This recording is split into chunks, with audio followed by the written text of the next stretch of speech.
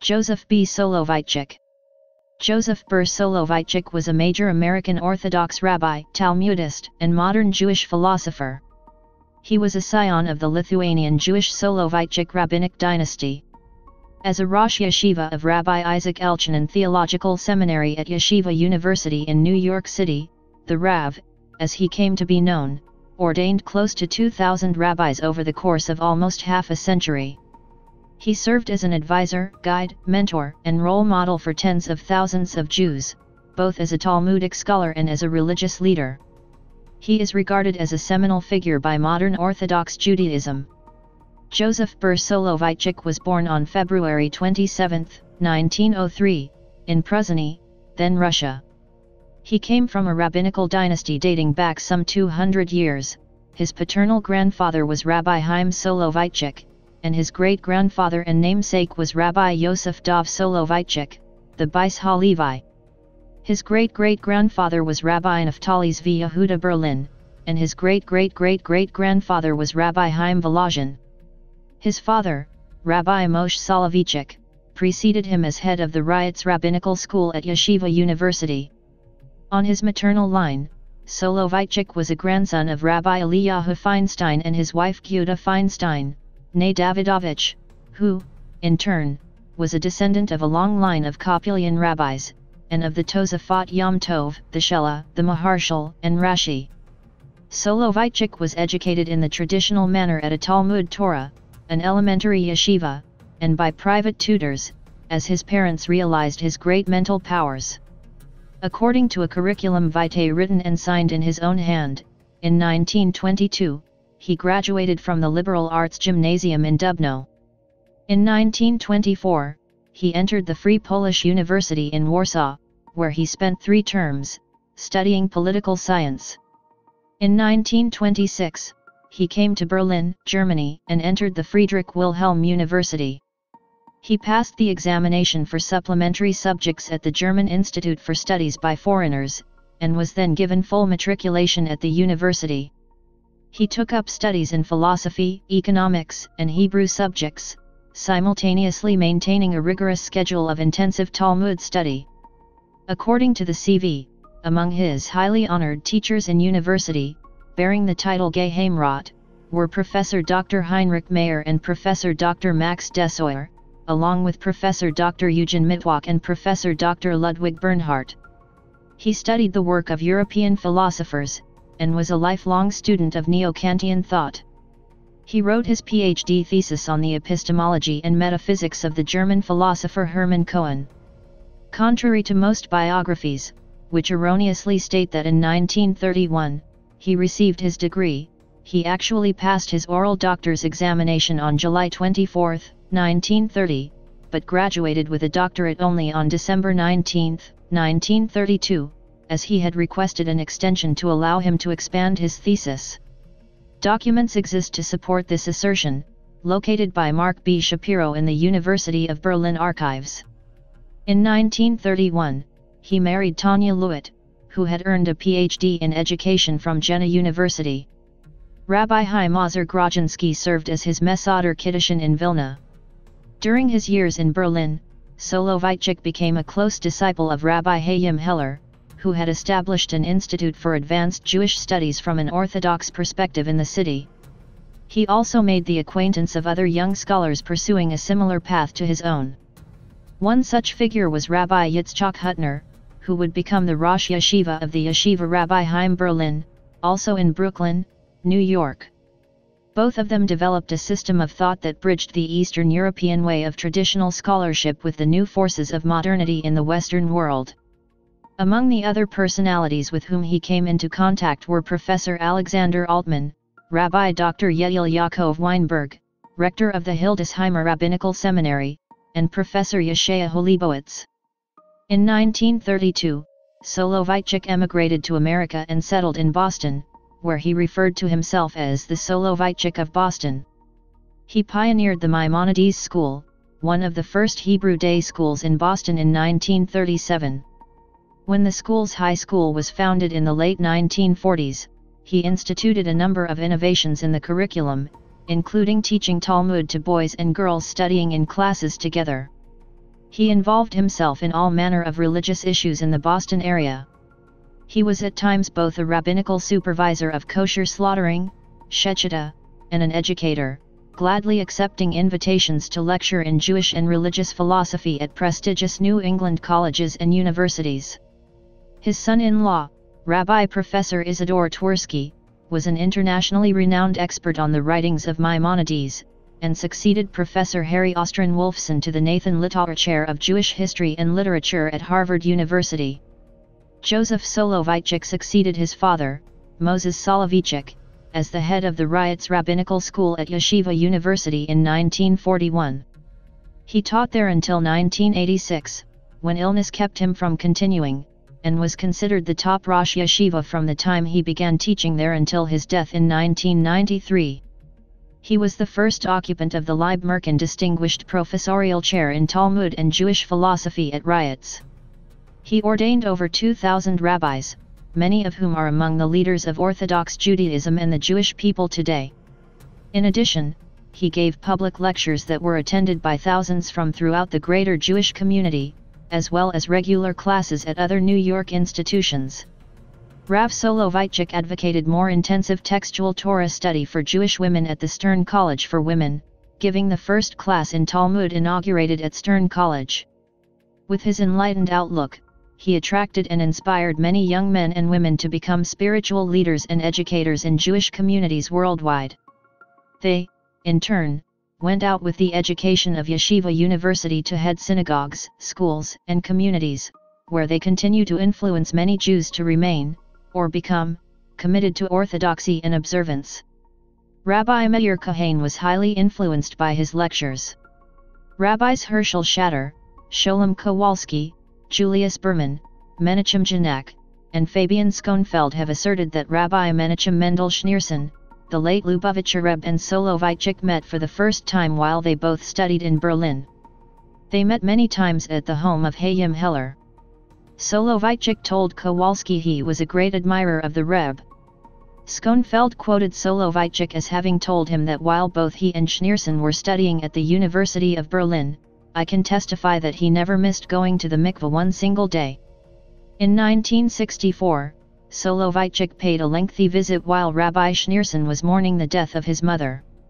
Their conversation during this visit lasted approximately 2 hours. Soloveitchik later visited again following the death of Rabbi Schneerson's mother-in-law. In 1980, accompanied by his student Herschel Shatter, Soloveitchik visited Schneerson at Chabad headquarters in Brooklyn on the occasion of a celebration marking the 30th anniversary of his leadership. The visit lasted close to 2 hours, after which Soloveitchik told Shatter his opinion of Schneerson: "He is a Jayon, he is a great one, he is a leader of Israel." During his tenure at Yeshiva University, in addition to his Talmudic lectures, Soloveitchik deepened the system of synthesis whereby the best of religious Torah scholarship would be combined with the best secular scholarship in Western civilization. This later became known as the Torah Umaddah, Torah and Secular Wisdom Philosophy, the motto of Yeshiva University. Through public lectures, writings, and his policy decisions for the modern Orthodox world, he strengthened the intellectual and ideological framework of modern Orthodoxy. In his major non-Talmudic publications, which altered the landscape of Jewish philosophy and Jewish theology, Soloveitchik stresses the normative and intellectual centrality of the Halakhic corpus. He authored a number of essays and books offering a unique synthesis of Neo-Kantian existentialism and Jewish thought, the most well-known being The Lonely Man of Faith, which deals with issues such as the willingness to stand alone in the face of monumental challenges, and Halakhic Man. A less-known essay, though not less important, is The Halakhic Mind, an essay on Jewish tradition and modern thought, written in 1944 and published only 40 years later, without any change, as the author himself stresses. In The Lonely Man of Faith, Soloveitchik reads the first 2 chapters of Genesis as a contrast in the nature of the human being and identifies 2 human types: Adamai, or majestic man, who employs his creative faculties in order to master his environment, and Adam II, or covenantal man, who surrenders himself in submission to his master. Soloveitchik describes how the man of faith integrates both of these aspects. In the first chapter, Adamai is created together with Eve, and they are given the mandate to subdue nature, master the cosmos, and transform the world into a domain for their power and sovereignty. Adamai is majestic man who approaches the world and relationships even with the divine in functional, pragmatic terms. Adamai, created in the image of God, fulfills this apparently secular mandate by conquering the universe, imposing his knowledge, technology, and cultural institutions upon the world. The human community depicted in Genesis 1 is a utilitarian one, where man and woman join together, like the male and female of other animals, to further the ends of their species. In chapter 2 of Genesis, Adam 2, on the other hand, represents the lonely man of faith, bringing a redemptive interpretation to the meaning of existence. Adam 2 does not subdue the garden, but rather tills it and preserves it. This type of human being is introduced by the words, "It is not good for man to be alone," and through his sacrifice, he gains companionship and the relief of his existential loneliness. This covenantal community requires the participation of the divine. In Halakhic Man, Soloveitchik propounds the centrality of Halakha in Jewish thought. His theological outlook is distinguished by a consistent focus on Halakha, i.e., the fulfillment and study of the divine law. He presents the Halakha as the a priori basis for religious practice and for the theological foundation for Jewish thought. Soloveitchik emphasizes Halakha as this worldly, here and now grounding, as opposed to religious approaches that focus on the nature of the transcendent realm. This work argues that Jewish piety does not, therefore, fit familiar models of Western religiosity, and presents a phenomenology of this religious type. Here, Halakhic Man, as a result of his study of Torah and his observance of the commandments, develops a set of coherent attitudes towards intellectual activity, asceticism, death, esotericism, mysticism, creativity, repentance, and providence. He also underscores the necessity for individual self-creation as the divinely assigned task of the human being. Halakhic Man has become well read in the Orthodox Jewish community, but its psychology and model of Jewish law was rejected by most of non-Orthodox Judaism. One of the most prominent critiques is from Rabbi Abraham Joshua Heschel, who wrote, Ish ha-halakha? Lo haya velo nivra ela mashal haya. Soloveitchik's study, though brilliant, is based on the false notion that Judaism is a cold, logical affair with no room for piety. After all, the Torah does say love the Lord thy God with all thy heart and soul and might. No, there never was such a typology in Judaism as the Halakhic Man. There was, and is, an Ish Torah who combines Halakha and Agadah, but that is another matter altogether. When I came to Berlin, I was shocked to hear my fellow students talking about the problem of Halakha as a central issue. In Poland it had been a foreign expression to me. Halakha is not an all-inclusive term, and to use it as such is to restrict Judaism. Torah is the more comprehensive word. Halakhic Mind is a four-part analysis of the historical correlation between science and philosophy. Only in its fourth and last part does the author introduce the consequences on the Halakha of the analysis performed in the previous three parts. Soloveitchik became a lightning rod of criticism from two directions. From the religious left, he was viewed as being too connected to the old world of Europe, while for those on the religious right, he was seen as legitimizing those wanting to lower their religious standards in the attempt to modernize and Americanize. Despite this criticism, Soloveitchik remained steadfast in his beliefs and positions throughout the years of his leadership. His highly original use in all of the foregoing works of categories and concepts drawn from existentialism and other schools of secular modern philosophy is analyzed in some depth in the writings of Father Christian M. Rudishoser, S.J. Soloveitchik was proud of his connections to the Soloveitchik rabbinic dynasty, speaking fondly of his uncle Rabbi Yitzhak Zev Soloveitchik. To his relatives and namesakes who now lived in Jerusalem, where they had established their own branch of the Brisk Yeshiva, he was respected for his genius in Talmudic scholarship which few could challenge or disparage, despite their very differing views on Zionism. See the paragraph on Zionism below for a discussion of Soloveitchik's Zionist viewpoint. Recent research published by Shlomo Pick indicates that his father, Rabbi Moshe Soloveitchik, maintained a close relationship with religious Zionist circles in Warsaw, prior to the father's departure for Yeshiva University and the son's departure for the University of Berlin in 1923. Modern Orthodox Jews consider Rabbi Soloveitchik to be the paradigmatic modern Orthodox Jew, based on Soloveitchik's focus on secular studies and world culture, and his Zionism. However, some of Soloveitchik's opinions on these issues are vague, and Soloveitchik's students have taken many different stances on these matters. In any case, most modern Orthodox institutions today, including Yeshiva University, have connections to Rabbi Soloveitchik. After Soloveitchik left Agudath Israel, the organization's leadership was mostly quiet when it came to public statements involving Soloveitchik. Rabbi Moshe Feinstein, who was Soloveitchik's cousin, maintained very warm and profoundly respectful relations with him. They corresponded and spoke on the eve of every Jewish holiday. Rabbi Yitzchak Hutner referred to him as a Gadol.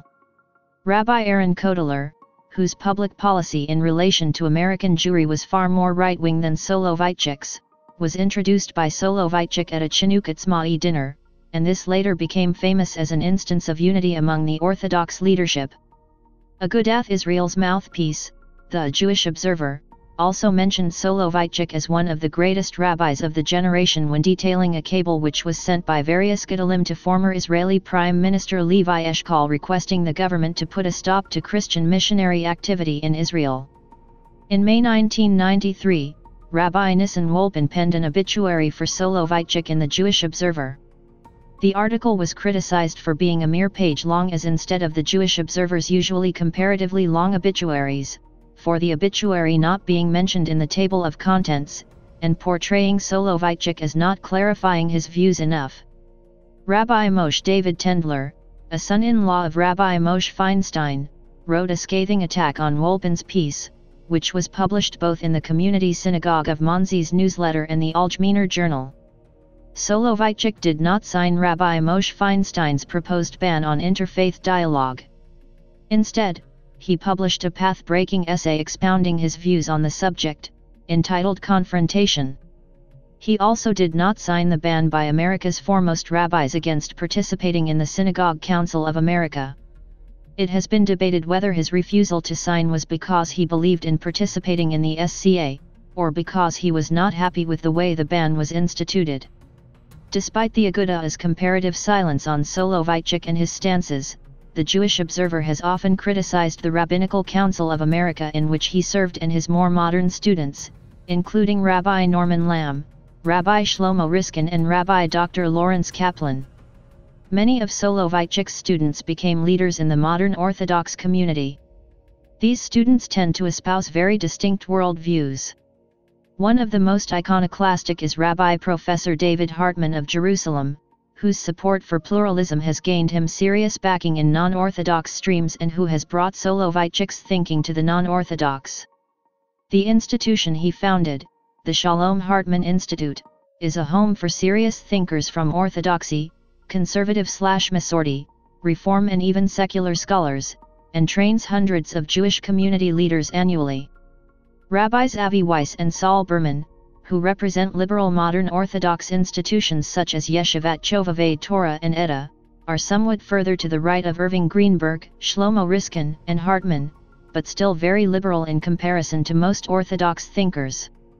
Many students of Soloveitchik represent a centrist approach to modern Orthodoxy such as Rabbis Aharon Lichtenstein, Benjamin Bleck, Lawrence Kaplan, and Lamb. The Torah Umada Journal, Tradition Magazine, the Rabbinical Council of America, Efrat, Yeshiva University, Bnei Akiva, the Orthodox Union, and various post-high school yeshivot and seminaries in Israel are largely, if not mostly populated by centrist Orthodox Jews.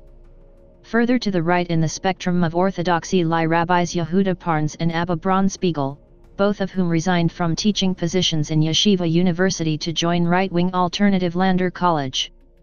A few of Soloveitchik's students identify themselves and Soloveitchik's teachings with the Haredi world, such as Rabbi Moshe Meiselman, Soloveitchik's nephew and Rosh Yeshiva of Yeshiva Toras Moshe in Jerusalem, Rabbi Moshe Twersky, one of Soloveitchik's grandchildren and a teacher at Toras Moshe, Rabbi Michel Shurkin, also a teacher at Toras Moshe, and Rabbi Chaim Ilson, Rosh Yeshiva of Yeshivas Derech HaTalmud in Jerusalem.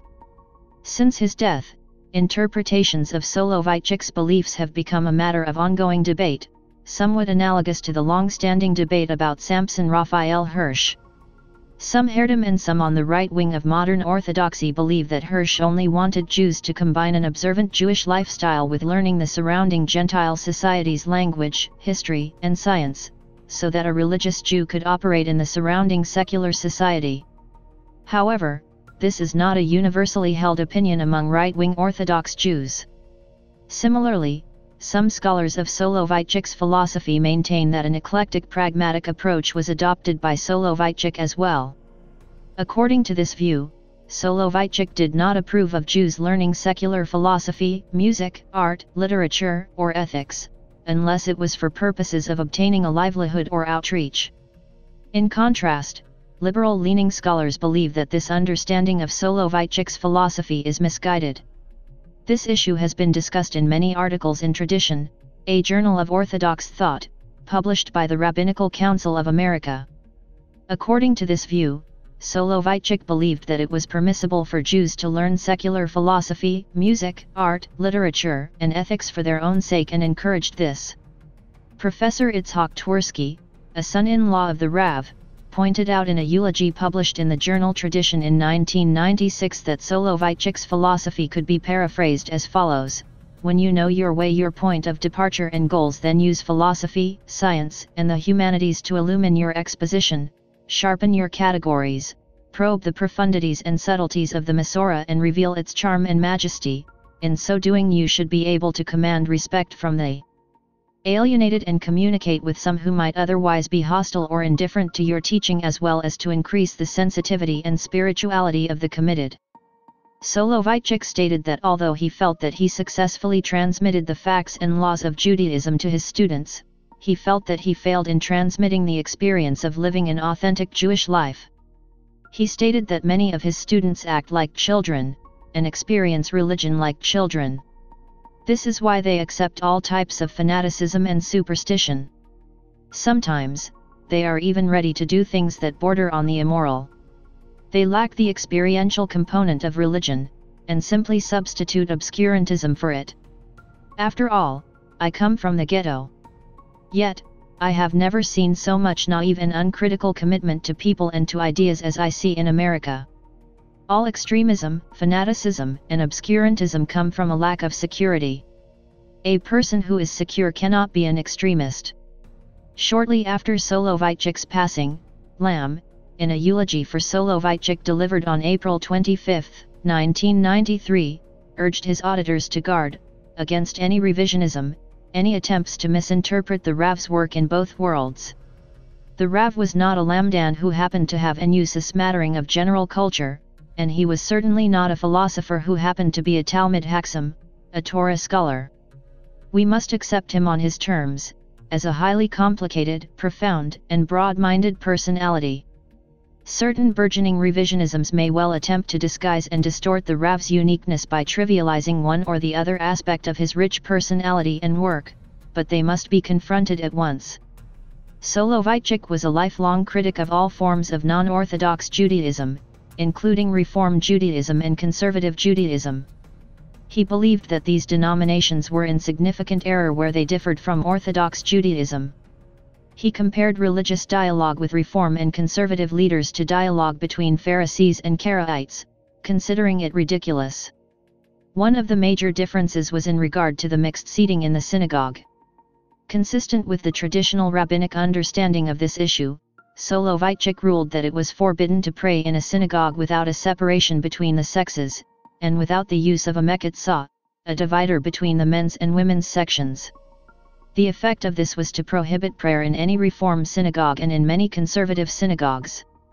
His responsum on this question was also directed at the small number of Orthodox synagogues that were adopting mixed-sex seating. He was vociferous on this issue. Soloveitchik believed that Reform and Conservative rabbis did not have proper training in Halakha and Jewish theology, and that due to their decisions and actions, they could not be considered rabbis, as Orthodox Jews traditionally understood the term.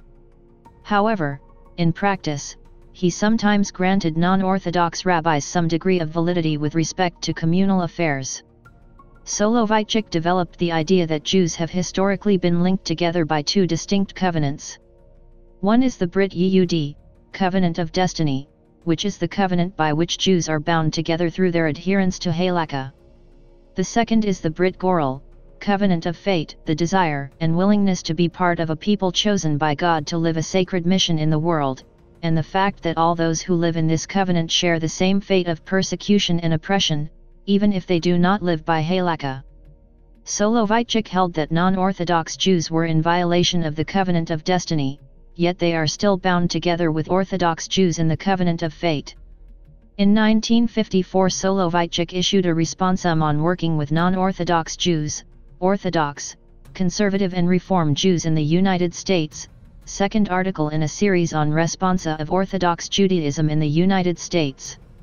The responsum recognized the leadership of non-Orthodox Jews in Jewish communal institutions, and concluded that participation with non-Orthodox Jews for political or welfare purposes is not only permissible, but obligatory.